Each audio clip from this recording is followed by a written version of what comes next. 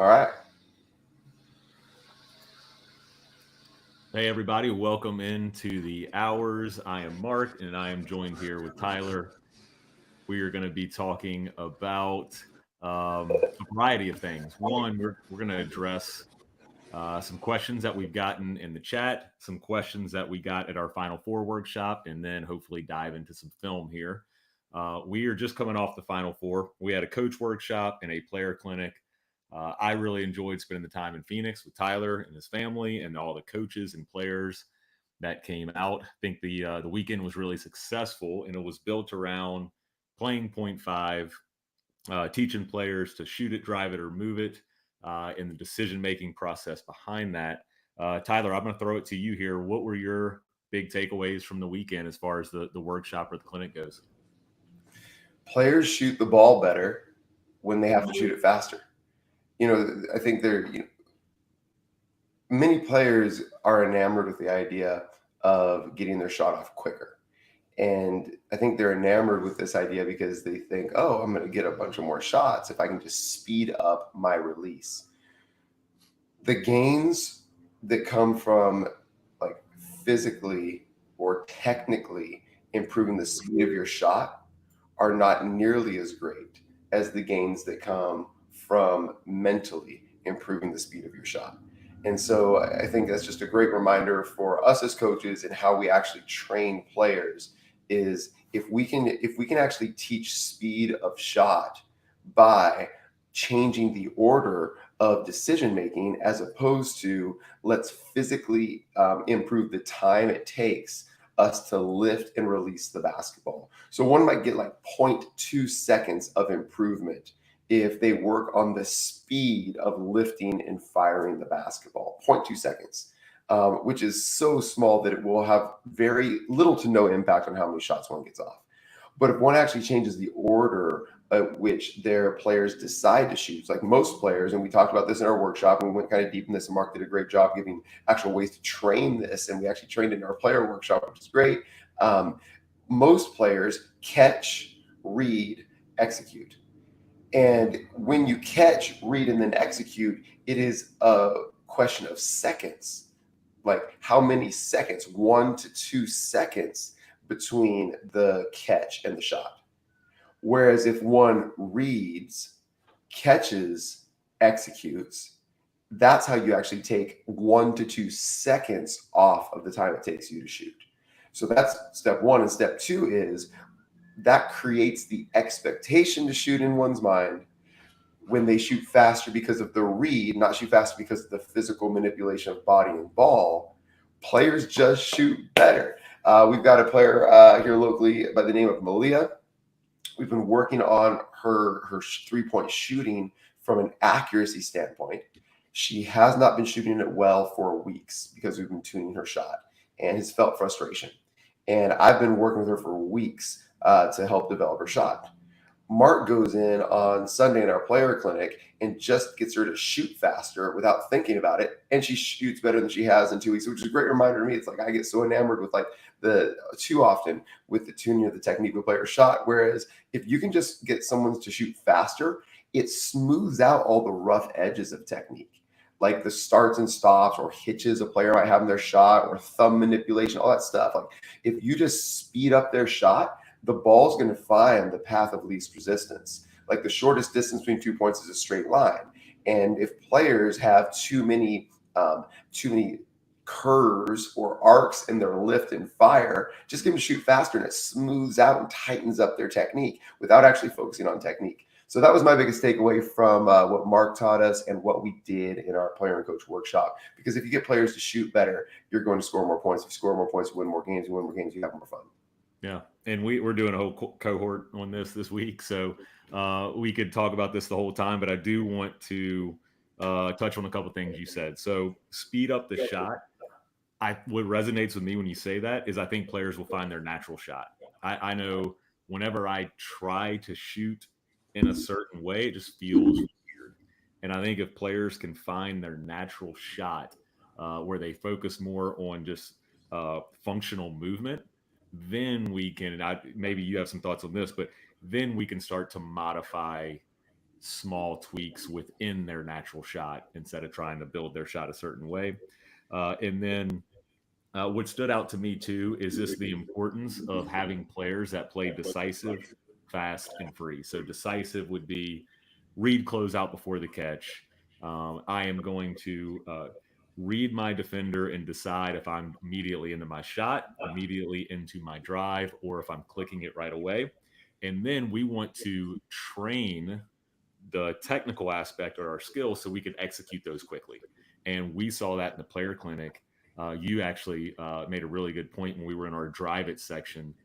You were able to see that players were catching, then deciding the drive. So to get their feet coordinated faster on their drive into that go step or split step we were teaching, and then playing free, which would be unlock them to make plays.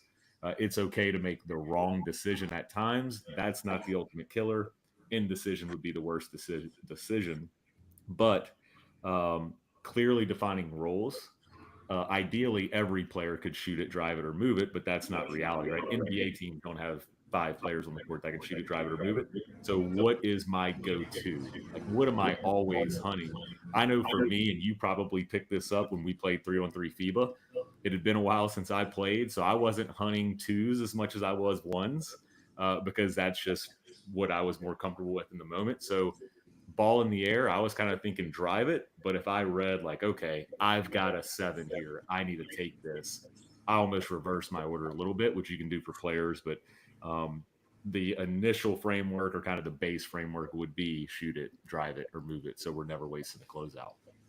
Which is why it was so fun being on your team, because I was shoot it first, and you just drove, collected the D, and just let me shoot threes, which I love. That's all I want to do in my life. I appreciate that. Okay, I think this is key. I'm gonna mark this clip.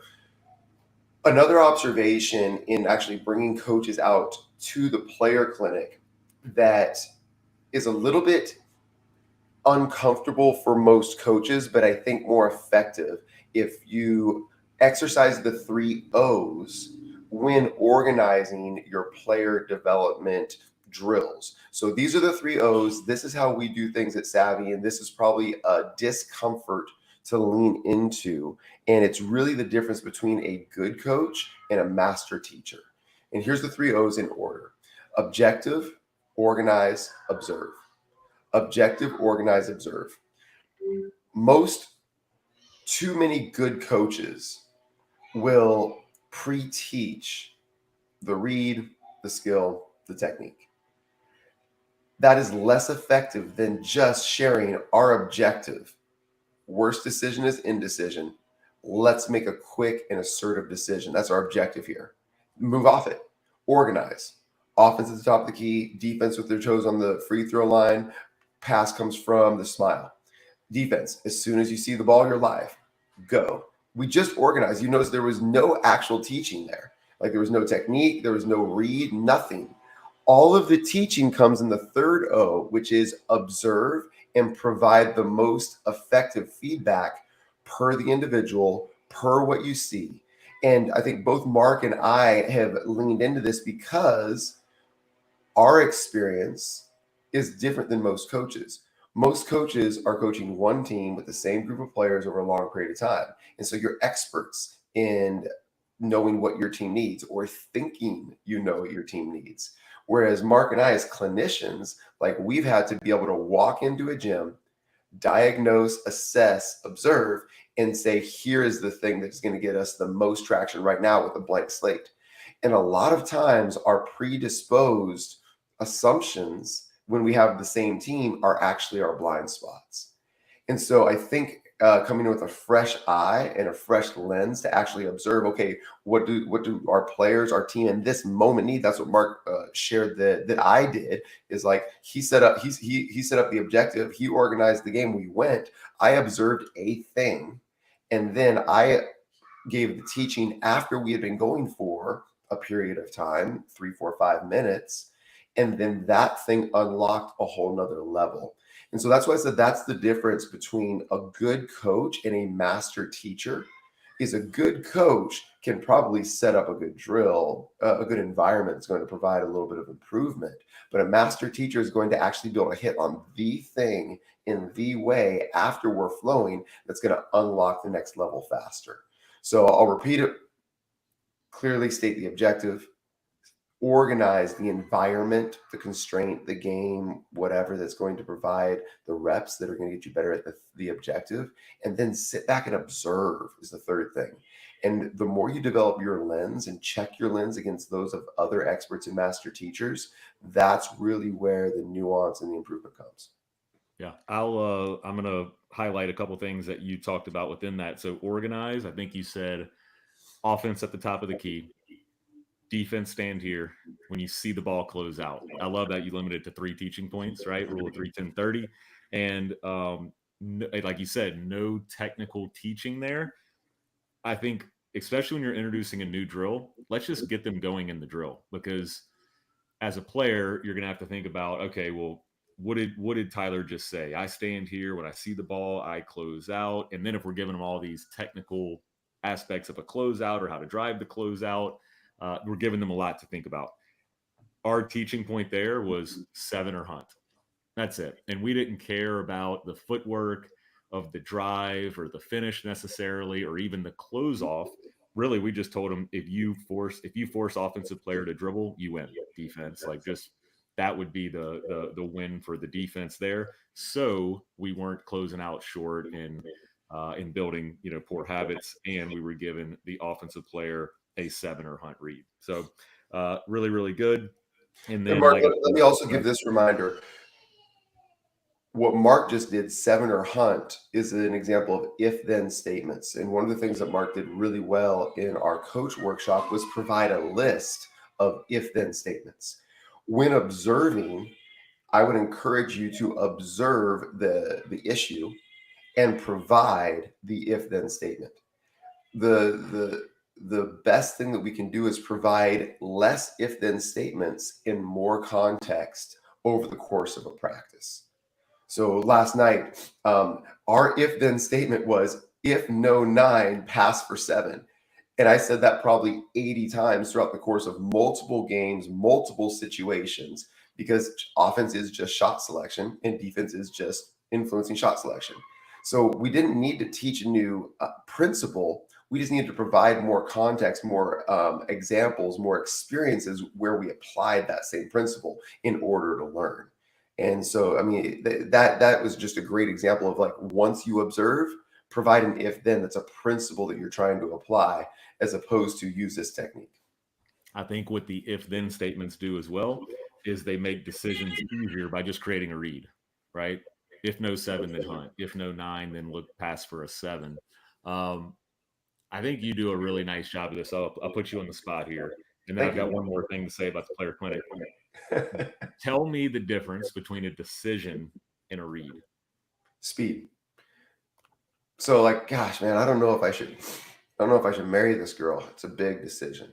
Big decision. Let me talk to all my friends. Let me make a pro con list. Let me check my heart. Let me pray. Whatever, right? It takes time. Decisions take time, right? Where, like, a read is instantaneous. Green light, go, right? Red light, stop. I don't have to actually think about it. So I believe that the process of learning is turning decisions into reads. I mean, you could ask a player, and I've actually done this with large groups at camps. Say I've got 100 players. I'll say, okay, you have a choice to make here. You can choose to pass the ball to your own team or to pass the ball to the other team. Okay, raise your hand if you'd like to pass the ball to your own team. Everyone raise your hand. Right, exactly, right? Good decision. Now, raise your hand if you've ever passed the ball to the other team. Every hand also goes up. It's not yet a read, right? It's not yet a read, because at speed, we still can't make the read perfectly. So decisions and reads aren't a lack of information. It's a lack of execution. And that's what we're actually repping out in training, is trying to move decisions to reads more often. Love it. Really good. All right. So you mentioned the coaches being there. I thought it was an incredible value to the coaches that observed. And it provided, like you said, we're clinicians, we go in and we're tasked with teaching players something in a short amount of time. It was really cool to see that all come together. I mean, we had we had one player from Idaho and one player from Wyoming there that walked in not knowing anything that we were going to teach, and by the end, we're playing some really, really good 0.5 basketball. So in less than 3 hours. In less than 3 hours, Yeah, absolutely. which is a question we often get. And oh gosh, how much can you actually teach in 2 days? Everything. Like I am continually blown away, as are the coaches that we work with, and I don't feel like any arrogance in saying this, like just because it's happened so often. Honestly, it's just a fact. Like in 2 days, coaches, and we actually have a bunch that have jumped on live here from the community post, Mark. Coaches, in 2 days, you can see your whole program play very different basketball, and that's what we do. And in fact, in your courtside chat, I'll just share this. Like one coach was like, "Hey, we got a little gift from Boosters. What can we get?" And I texted Mark. I'm like, "Mark, like I feel a little bit like self-promoting, but like but I said I want to say they should do a program clinic or a team camp." And it's just because based on what I know, I don't know of a better investment of a few $1,000s for an actual impact on your season and program than bringing us in. I'm sure that there are other clinicians that could do this as well. I just don't know what they're going to teach, but I do know that it's better than a Vertimax or a NOAA machine that'll talk to you about your arc. And so that's just again a reminder we want to come work with your program because of the impact I know that we can have. Yeah, agreed. Anytime you have resources, put them towards things that directly impact winning. And program clinic would not only impact your players, but I think it impacts you as a coach and your coaching staff to where you're now equipped to pay that forward. So yeah, really cool to see the skill of 0.5 come together in those 3 hours. If you weren't able to make it, we have it videoed. Tyler and I were mic'd up. We're gonna put it in the resources. It'll be available for all Grow and Courtside members. And then maybe to kind of bring this home and segue here, question I got in an email. They heard me on a podcast recently talking about off-season stuff, and the question was about summer practices. How do I plan summer practices? I've got a lot of new players. Actually, this coach was going into a new program, so all new players and all new coaches as well. And I told him to focus on 0.5 because it doesn't matter. You don't have to know an offensive system in order to teach 0.5. And you're actually that's going to give you a framework to develop your players. So when the ball's in the air, if I'm thinking to shoot it, okay, what do we have to work on? We got to work on shooting. And if I don't have a 7, now I'm going to hunt. So we've got to work on how to drive the ball, how to attack a closeout, how to stop, how to finish. And if none of those are available, we pass. So now we work on passing and the read on when I pass or when I shoot. So that gives you kind of an order of operations for your skill development, but also just as important, you're working on advantage basketball, which you should work on more than your create actions. So that was my advice to this coach was you're going to start developing your players, you're going to start developing your offensive system, and you're going to start to teach your language that you're going to start using in that program. So that would be the first one to tackle. Anything to kind of add with summer practices for this coach? No. Okay. And that's the first time I've said that to you. Love it. All right, I've got another question, and this question was a little confusing to me. So I'll throw it out. I'll throw it out to you first, and then I'm not sure if we're answering it correctly, but we'll see what happens. Here's the question. What development would you do to work offensively on players who attack on the weak side without talking about screening? What would be the main skills to work on, and how would you work on them? How are you interpreting that question? I'm thinking moving, either occupying defense on the weak side, or yeah, that was first thing that came to mind, or just maybe general spacing, like off somebody hunting.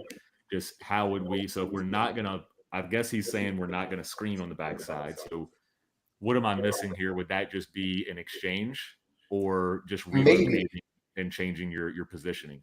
maybe, yeah. And that's it. And so I just kind of interpreted that question. Well, maybe I'll answer it for me, and you can answer it for you, and we'll see if it serves Coach David here. So I'm interpreting that question on what are you teaching players to do opposite the ball, and how would you develop them to be better in your offense opposite the basketball. So I think you started getting to maybe one for you, Marcus exchange. But I'm going to leave that one alone. So let me take here's my 3 steps for developing how a player is going to work off the ball better, all players, and then Mark, you can take it as well. 3 steps. First, one principle. If a player is working off the ball, they're probably not one of our primary playmakers. I would encourage all coaches, and this is what we've attempted to do with our transition rules and races space. I would encourage all coaches to attempt to create a system or processes that keeps the ball in your best player's hands more. The same is true in all sports. I'm on this pickleball journey right now, and so it's very relevant to me. But when playing doubles pickleball, the whole goal of higher level pickleball is to have the better partner touching the ball more. That's it. That's how you win, right? And so there's lots of systems one can put in place. You can stack. Mark got to learn a little bit about that. You generally put the stronger player's forehand to the middle so that they can take 2/3 of the court. It's just a system to get your better player touching the ball more. It's the same thing in offense. You want to create a system that gets your better players touching the ball more. There's lots of ways to do that. All love to my friend Rick Torbett. It's my biggest bone that I've picked with Read and React is it's essentially an equal opportunity system. And I think that's the biggest weakness of continuity offense is it's an equal opportunity system. And you don't have as many dials to turn in order to get the ball in your best player's hands the most. Okay. So that's the principle. We want the ball in our best player's hands the most. Therefore, yeah. So pickleball, I was able to play with Tyler this week in Phoenix, and yeah, and we had 2 types of games. We had really competitive games where we were playing with higher level players, and then we had lower level games where we were playing with players that were less experienced, and I was a less experienced player. So and tell me if this is right, Tyler, in our more competitive games, we stacked to keep you on the left side. So you had 2/3 of the court. That was more war games. And then when we played lower level, I would say, hey, we stack, and you're like, no, like let's just play and give you an opportunity to play on both sides. And so that was one example of sandboxing war games, which came up this weekend. But also, it allowed me to develop just by playing the game. Like I got so much better in 3 or 4 days at pickleball. You did. We didn't do any drills, right? Like you taught me through the game where if there was a ball that I should have gotten or maybe I shouldn't have gotten, you just gave me feedback, and I just kept welcoming feedback. And just by playing the game, I got better, which would be another pro or another argument for games-based approach to teaching. It's so interesting, the parallels across all sports. Yes, to all of the stuff that you said, and I'll share this now before I go into the 3 things I do on the weak side. Probably the preeminent pickleball coach in the world. He coaches all of the top pros. He coaches one of my friends that is a pro. I've gotten to sit in on some of his coaching sessions. He actually just and he's a savvy coach. He's a savvy pickleball coach. He and I had a conversation actually yesterday about these things, but he recently made a post because there were many lower level pickleball coaches that were throwing shade at him, saying that he doesn't teach technique and doesn't work on skill development.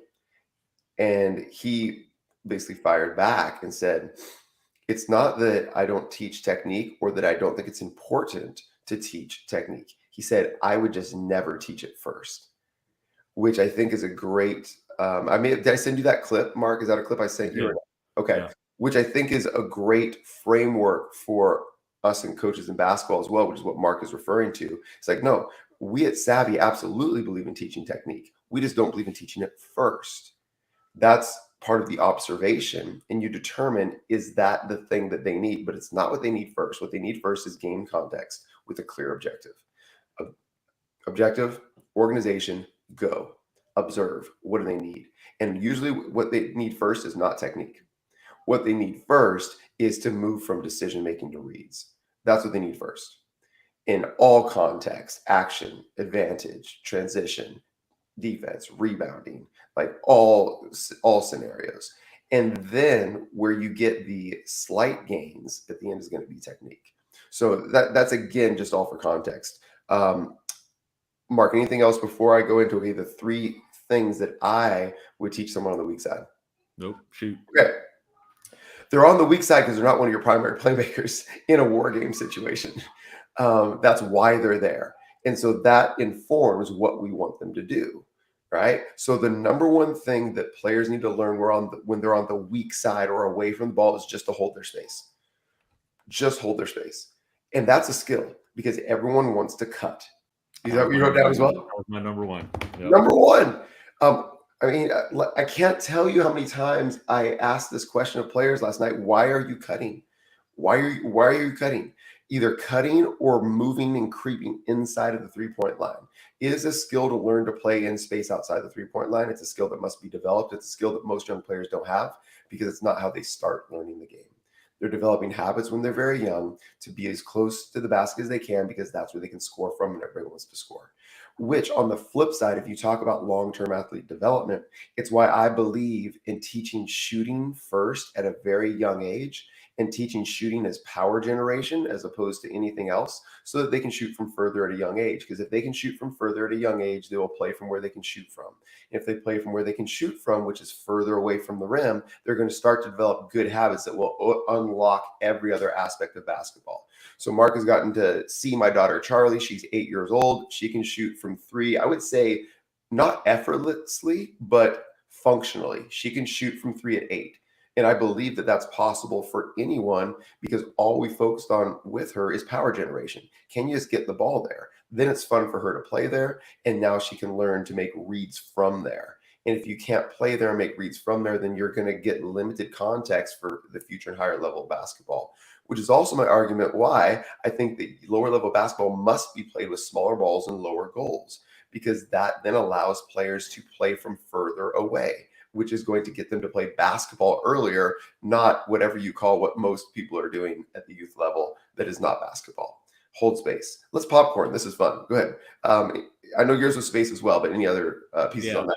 Yeah. I'll just maybe this is a principle to think about is or a concept is spacing versus standing. Mm-hmm. So we can be standing on the court and be right or wrong, right? If I'm standing on an X, if I'm standing in a spot, if I'm giving space, standing is okay. I think a lot of traditional coaching is on offense, we got to move, right, in order to punish the defense. So that might be something that you use for some sticky language or a concept to teach your players. Spacing versus standing, both can, standing can be good or bad depending on your positioning. I'll go first. I'll go next with my second one that I wrote down would be burn. So if I'm not going to hold space, I guess really second could be adjust positioning. No, I like that you said burn because that's what I wrote down too. So okay, yeah. But burn is a way to adjust your positioning, right? If we're on the weak side, let's say I'm at the 45 and you're in the corner, if the corner burns, now maybe I slide down to the corner, or if the 45 burns, maybe I rise behind the burn because that burn cut's going to create gravity. And if the burn cut's not open, we've got to kick for a 7. So yeah, that would be mine. Hold space, number 1, burn 2. Yeah, and I do want to link these to what the ball is doing, or I would link these to what the ball is doing. We hold first so the ball can hunt.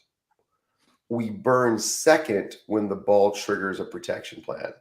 So, like, most players when hunting are not going to be able to actually read and see advantageous passes. And so I primarily want players to hold space and allow the ball to hunt a nine first. If no nine, because I try to link up what the ball is doing and what players off the ball are doing in the most simple way. For on ball hunts, if no nine, protection plan. So we have a whole menu of protection plans, but protection plans unlock what Mark was saying is like movement or relocation or whatever, which I think the first step of that is just bird cuts. We can have unlocks and lifts and all this other stuff, which is good. But I would say that for me, they're second order pieces. First order is second burn, hold first, burn second, and that is your order of operation, and it's all triggered by what the ball is doing. If offense can become relationships to the ball as opposed to relationships to four other players, it's going to be a lot less fragile and a lot more unbreakable. If all five players need to be doing something that is in relationship to each other, one person doesn't do their job and it breaks. But if we have four-player relationships to the ball, well, three people cannot do what they're supposed to do, but one person does, and we have an anti-fragile offense. It's unbreakable.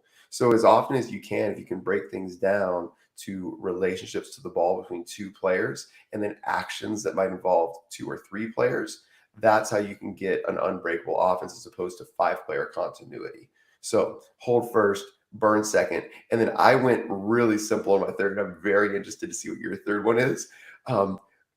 Crash third, crash the offensive boards, Like it. which is like because it's just how I think a weak side player is going to actually get involved, right? So you hold your space first to let the ball hunt, you burn second after the ball hunts, and you crash third when a shot is taken, probably by someone on the strong side of the floor, and that's how you get involved. Yeah. Man, I love the crash one. I love it because we were actually talking offensive rebounding, watching the Final Four game. So Mhm. I might actually adjust my three because when I put my third one, I think my third one may even come before burn. Okay. Hold space one, burn three. Okay. My second would be just adjust position because if we're holding space, but we are three in a row, meaning it is ball, defender, me. I've got to move to find an open window. So on that hunt, I'm making myself available for a seven. Mm-hmm. Yeah. As I adjust my position, now I read burn. So that might be my order of operations. Yeah. Agreed. Which is an argument for zooming out a little bit on second and just have it as the bucket adjust, knowing that like shaping up or burning are menu options within that. Yeah. Yeah, agreed. All Hold, right. adjust, crash. Yeah, go Yeah. ahead.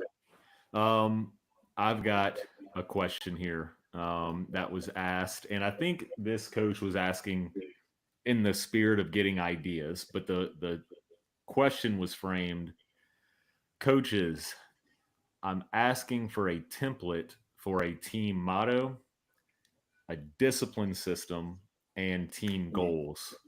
Uh, I don't think there's a template for that. Maybe a system for developing those. So I'll touch on all three first. Feel free to interject, and then if you just want to touch on all three or one, or you can as well. Team motto. I find in the off season, coaches tend to find the good coaches are always trying to learn more material, right? They're trying to invest in themselves and learn more, which is awesome. Know that you can get all the ideas, but use very few. And sometimes we see a really cool team motto, or maybe we see what UConn's was and say, hey, well, they won a national championship. That team motto is what we're gonna adopt. I would actually argue against that. I think that's the wrong order. What I would do is let's uh, let's talk more about standards, right? behaviors, who we want to be as a team.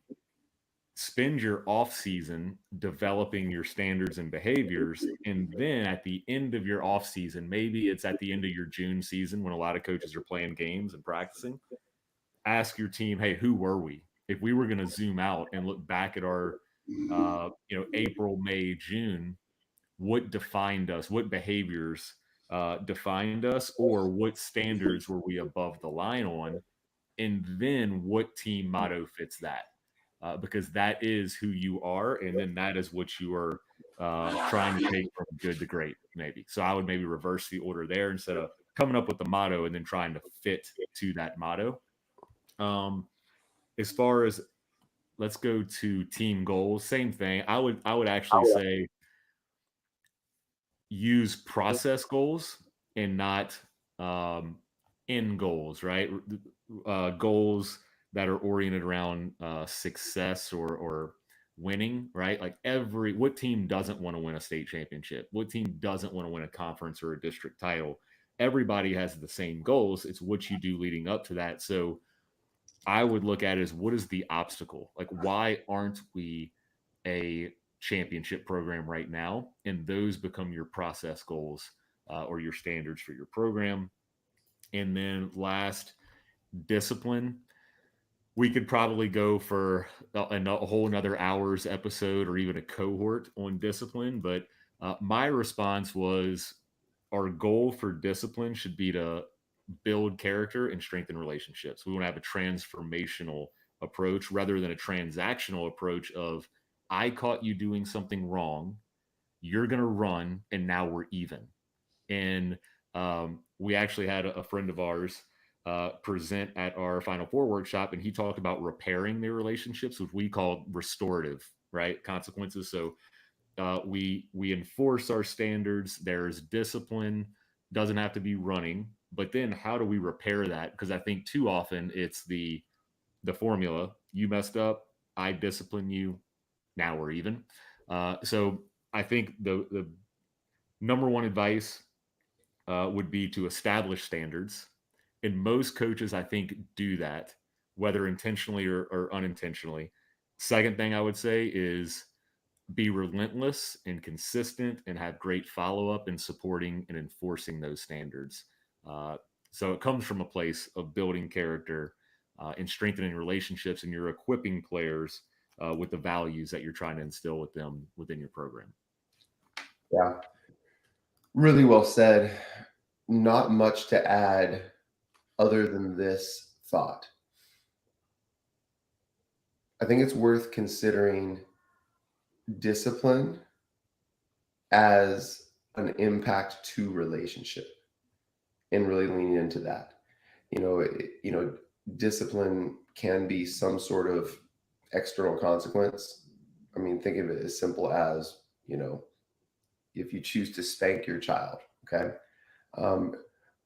What I have found and am still learning even as a parent is the most heavy and painful consequence that I can deliver as a parent is communicating the impact of one of my children's decisions on our relationship and the level of trust that I have for them.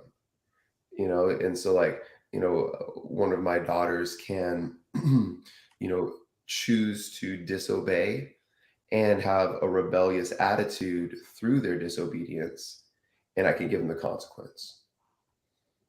Or they can disobey, have a rebellious attitude through that disobedience, and then hours or days later, they can ask to do something, or we can be talking, and I can communicate that choice really degraded my trust in your maturity. And therefore, I don't feel like I can trust you to make good decisions alone at your friend's house. And it's hurt this trust relationship that we have. And that's a lot more weighty, I have found, than just delivering a consequence in the moment. It's not that, and of course we're all learning as parents and doing an incredibly imperfect job, or at least I am. But I'm leaning into that and learning that the stronger my trust relationship and respect relationship is with my kids, the more they want to elevate that relationship and protect that relationship. And so therefore they'll stay away from behaviors that they know damage that relationship. I think it's the same for a coach and their players. The more your players value their relationship with you, the more they'll want to protect and elevate that relationship. And the more you can clearly communicate to them your standards, which is just saying, hey, here is how you build trust. Here's how you strengthen relationship with me and with your teammates. These are the behaviors that do that. And here's the behaviors that degrade that relationship, that trust, that bank account, right? Deposits and withdrawals.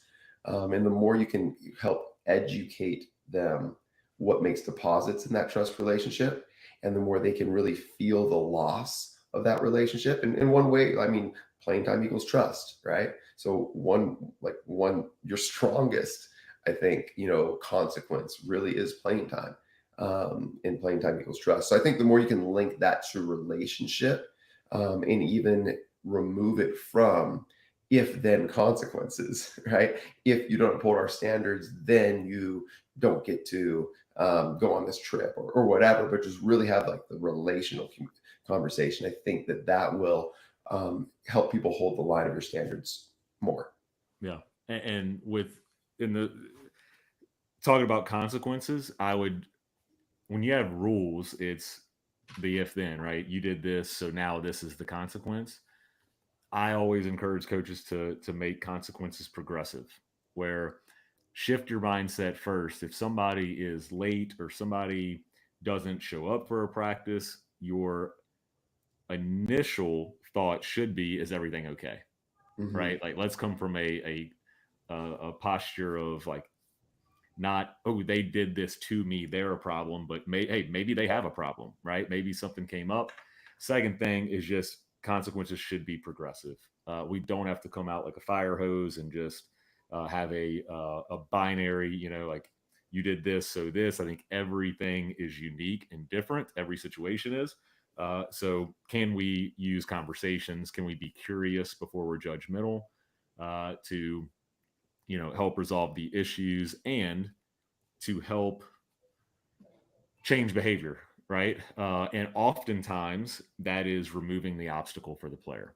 So if something's going on, there's probably an obstacle that's in the way of them operating at standard. So how can we help the player and equip the player to remove that obstacle, so the issue or the problem goes away, and it's not something that we have to coach against or navigate against the rest of the season or the rest of their career. Yeah, excellent. Did you have something to go to next, Mark? Oh, that's it. All right. We're getting some questions about zone offense. And one of our savvy coaches, Kevin Krieger, actually sent me some film of them running some of our race and space zone actions against zone defense. But I think what you'll see here is advantage basketball and the goal to create advantage catches. So let's dive into it right here. I think we can probably pull some of this out even and put into our zone action, and share with our coaches. So let me just see if I can get this screen up. Mark, let me know when you're able to see that screen. Got it. Cool. All right. So 3 principles of offense, but then I think we apply directly to zone offense even more directly. Would be 1, hunt nines first. Zone defenses are uniquely designed to make it harder to get nines, but that doesn't mean we stop hunting them. So that puncture or that cracking of the shell is not going to result in as many 9 attempts, but it is essential in order to create advantage. And so what most teams do against the zone too often is they just continue to trim the edges and they forget to hunt. They forget to dribble. So don't forget to hunt. Now, how we hunt and how we hunt nines is going to be a little bit more off the pass than off the dribble against the zone, but that's principle number 1. So let's go ahead and let's explore that principle visually here first, and then we'll go into our other principles as well. So we're examining this team in white. This is Kevin's team. and they're going against a 2-3 zone here. So you see they arrive in shape. Still, they're going 4 out 1 in alignment. Beautiful. So what they're going to do, they have no advantage. We have a neutral. We arrive neutral here. So we have to create an advantage. So the action that they're utilizing to create their advantage is going to be what we call our porch series. One of the options out of porch series, just like Rose series has 3 primary options with their inverses, porch series has the same. Porch series you can find in Race and Space. We're going to do a mini series out of it because so many coaches want to go deeper into zone actions. But one of the porch series is just flank and burn. All right, so we play through the porch. There's an example playing through the porch. You can step all the way out to the corner if he wants. This is called flank and burn. When the ball does hit the porch, we immediately just make a burn cut from the 45. So that's his burn. Now, we can find it, but at least that is occupying. You see that we've occupied 4 defenders in really small space. And what we're attempting to do with our flank and burn is we're attempting to create a domino catch on the weak side on this 2 out. That's all we're trying to do. On this 2 out, we want to get a domino catch that we can try to attack in some way. Let's see if they do. Okay. Don't on the first one, no problem. So we just flank and burn again. You can do it on either side of the floor. Okay, beautiful. So this would be the next, I guess we are going to the second one because we're seeing it here. The next option out of our porch series is just going to be our dance. So if we don't actually get a pass to the porch, so here you see the porch stepping out here, we don't actually pass to the porch. And the porch can go short corner or step up to deep corner or lift out of the corner. We just want to use that player. But if we don't actually hit the porch, then the porch goes into a dance. A dance is like a flash into the middle of the zone. So there we actually do hit him on the flash, and so we get a domino catch off of that. Good shooter read right there. So action 1 off of porch series is going to be flank and burn. Option 2 is going to be our dance. Let's see what they do here. Again, we arrive neutral. Okay, there we hit the porch. Now that's more in short corner catch, right? So there he goes into his flank and burn. And the burn cut might get you some catches inside the arc. But even more importantly, you see that it occupies the defense and creates 11 here. He's got a wide open domino catch if we see him. It's fine. We don't get it. But we do get into dominoes. And that's a really good 7 for us. I think one point that I would like to make for coaches right now is oftentimes against a 2-3 zone, we understand that the high post is an area of weakness and we tend to plant someone there. The 2 tweaks that I found really successful would be 1, don't leave someone there still. Don't just have them standing there following the basketball. It becomes really easy to guard. And 2, go there second and not first. And that's why we kind of go order of operation with flank and burn first and dance second. And the reason we call it a dance instead of a flash is because when you dance, you want to dance in and out. We don't want to stay there. We only pass the ball to an offensive player moving towards you. We never pass the ball to an offensive player moving away or standing still. So you dance towards the ball. And if you don't get the ball as you're dancing, you're immediately dancing out. Right? It's kind of like a sombrero hat dance or a Mexican hat dance, in and out, in and out, in and out. Let's see 1 or 2 more possessions before we go into our, I might not, there we go. That's what we want to get first as our first action to start our dominoes or advantage games. We do want to play through the porch first. It tends to flatten out the defense and give us a numbers advantage on the top half of the floor. Right? So we're going to get right there. You'll see, especially if 11 were to hold a space, and 11 is actually getting into the 3rd read of the porch series, which is 45 dive. And that would actually ideally happen after the burn cut, would be our 45 dive. If the burn occupies, we then will go to our 45 dive to then again crack the shell. So that'll be the 3 reads of the porch series. Pretty nice job on the 45 dive. This is what we'd call an 8 on the shot scale, right? There's bodies in the paint with you. So you play off of 2 feet. And the goal of an 8 is to try to get the defense in the air and create contact on the finish, which he does here. We call that an 8 read. All right, Mark, I'll kind of let this play in the background. I can pause. Any additional thoughts on these zone actions, porch series, zone offensive principles? Yeah. I really liked how they hunted sevens there, Yeah. off the pass to the porch, right? Mhm. So what I would say is against man defense, when we're neutral, we use create actions, right? That might be a ghost or a zoom or something out of Rose series. Um, in this situation, our create action is simply just thrown into the porch.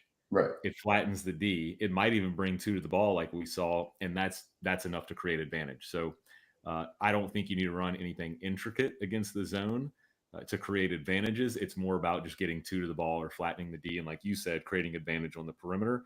Yeah, We and had let a me very pause you right there, Mark, because here's a great example, just so everybody can see it. And this is what your eyes. I think as a well prepared coach or a savvy team, your eyes should light up when you see two things: one, press; two, zone. I think both of those things actually create for us the things that we have to work hard to create against a man, which is interesting because I think that most teams that I've worked with actually feel more confident in their man offense than they do in their zone offense, or they get a little tight against pressure. And so the first step is to actually change your mindset around it. But like if you play the same way against man and zone, you will be frustrated. Against zone, light pressure, you just have to use what the defense is predisposed to against them. They're going to give you dominoes. You have to allow them to give it to you. And the way that most, especially 2-3 defenses, are structured is playing through the porch. Why we use porch series against zone will bring two to the ball or create dominoes catches. Here's an example, then I'll throw it back to you, Mark. Right? Just by throwing it to the porch, there it is. We have two to the ball. Right? There are two to the ball. So we allow it. Whereas the worst thing you can do against a 2-3 is just over dribble and dribble against one. Allow the passes to bring two to the ball. Really good flank and burn right there. And now we're into like the whole defense is over. It's compromised right here. We've got the ball inside the shell. We have two on the ball. We've got wide open sevens on the weak side with some decision making to be able to get some nine. Oh, look at that. Okay, beautiful. I didn't know that was going to happen. Okay, with the ability to get nines, which is really hard against his own. yeah. So bringing two defenders to the ball, sticky language we use. You could use it against man or zone. We use it against zone more so, but make two take, meaning make two defenders take you. How do you do that? By aligning yourself in a what we call a gray area, right? The porch is a gray area. We're not on the block. We're not in the long corner. So right now we're getting the middle of the zone and the forward of the zone both taking the ball, which gives us advantage. You said something really good. If you play the same way against a zone as you do man, you're going to be really frustrated. I would agree because against zone, you need less player movement and create actions. And I would prioritize, not that we don't in man, verse man, but I would prioritize spacing and ball movement above everything. Yeah. So spacing would be really our positioning on the court. We align ourselves in the gray area. We want to make triangles as offensive players. So I'm the top of the triangle and I've got two defenders as my, bottom of the triangle. I'm aligning in a gray area where I get my catch. I'm forcing a bump in rotation where I make two take, which is going to increase space somewhere else. And then we just prioritize ball speed. Can ball movement create a uh, like we saw here, flatten the D, bring two, or create a closeout that we can drive and now play out of dominoes with. So I would say number one for me would be spacing and ball movement above anything. And that's how we would hunt nines first, right? And then we called that playtime. Like when you go to kindergarten, they all have toys out there and you got to learn how to share. And the best way to do that is just play and figure it out, right? So we called it playtime, where our number one goal was to generate ball speed to create advantage. And then um, the dance and flash is a kind of a series, which we could run the port series. It would be our share in space. So now we've got to continue to share the ball, but space meaning adjust our positioning, right? We might have to cut or dance. We might have to move to an open area, so we're not three in a row. And that's where more of the conceptual stuff or the actions like you talked about, your flank and burn, would come in for us. Yeah, really good. I think another way for coaches to think about the dichotomy or the shift between man offense and zone offense, in line with what you just said, is against man, you're hunting double and triple gaps. And that's where you're creating your advantages. Those don't exist in a zone. That's why it's a zone. Yeah, here's why. Because if you cut, no one's going to go with you, right? You're not going to bring that defender with you to create space. Exactly. And so, like, as a coach, we must understand that. And if we can help our athletes understand that as well as we do, then you move them from running plays to learning how to play, and they'll be able to get way more creative. And I think that's where there's a big opportunity for coaches is like, okay, now let's run our zone offense. Now let's run our man offense. And you're essentially putting them in those situations, but if they don't understand why, then they're not going to be able to really develop true basketball IQs. Like they need to understand why that is. And I would guess if I asked all of your players those questions, they wouldn't have the answers to it. And so again, it's not what you know, it's what can you teach. Not all of my players understand that. I need to teach that better as well. So it's an ongoing process. And so for spacing and ball movement against the zone, it's how we then do create what we're trying to get. You just have to do it very, very differently. I'm getting in the chat here. Coach Ryan was talking about how their challenge against a 2-3 zone in playing through the porch was getting trapped in the porch. That's where they actually got in trouble. And so what would you say to a coach that says, okay, yeah, we want to play through this gray area in the short corner or the porch, but we had trouble getting trapped there? I would say a couple things. One is look at your positioning in the short corner. Can we take a step out to make that trap a little longer? Two, stay one pass ahead of the defense. So if we are getting trapped there, use that to punish them, right? Get defense into coverage, punish them for coverage. So if that's what they're going to do, let's punish them for that, because that can actually be an advantage for your offense. Now, you got to be tough. You got to handle the ball. You got to have players that can be available to the ball, but you are bringing to the ball. So a momentary disadvantage can turn into an advantage and get you in dominoes offensively. Yeah. Also, put a bigger, stronger, better player in the porch. Your traditional porch player who is just a catcher and finisher in your 4-out man is not who I would play on the porch against the zone. I would actually suggest moving your dragon player into the porch against the zone. Dragon being, okay, they're our best playmaker that's of larger size. They can see over traps a little bit easier, a little bit better. They usually probably can be trapped by at least one player that's smaller than them, and they're your better decision maker. So I think that's probably the biggest mistake that I see is, okay, we want to play through our primary ball handlers. Against the man, our primary ball handlers are in the action spots that are attacking our double and triple gaps. So that's why we have our rackers and dragons there. But against the zone, we're not going to get that as much. Like the racker can still get that in transition, maybe.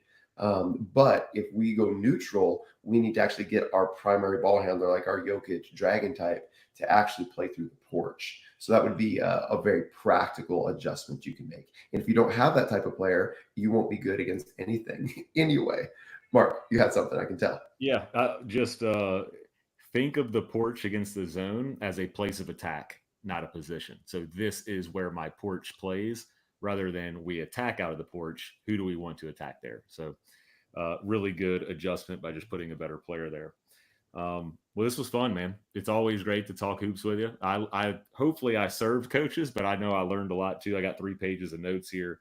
One thing you mentioned was our eyes should light up against the press in a zone. I find those are 2 blind spots for coaches, which is why we're here. So if we can help you, whether that's coming in and working with your teams on beating pressure or playing against the zone, or our resources in the app. Feel free to check those out. Hope this conversation served. And Tyler, anything else before we wrap it up? We would love to have those of you that are our community members to join Grow, to actually talk live with us every Tuesday at 5 p.m. PST. We have our courtside consulting, which is one-on-one conversations like this. We have that founding member offer expiring here in the next 24 hours. So if you are interested in that, reach out to Mark or myself. And we have a couple spots in our Indiana team campus near Chicago. A couple spots available for that left if you'd like to travel your team in. I guess we might be having a team from Alaska travel down to that one as well. So actually the coach whose film we saw today will be our host. Coach Krieger there will be hosting that team camp.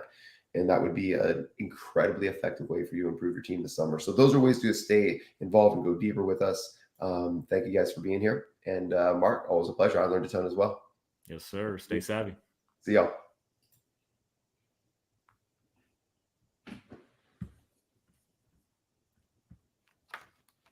Good.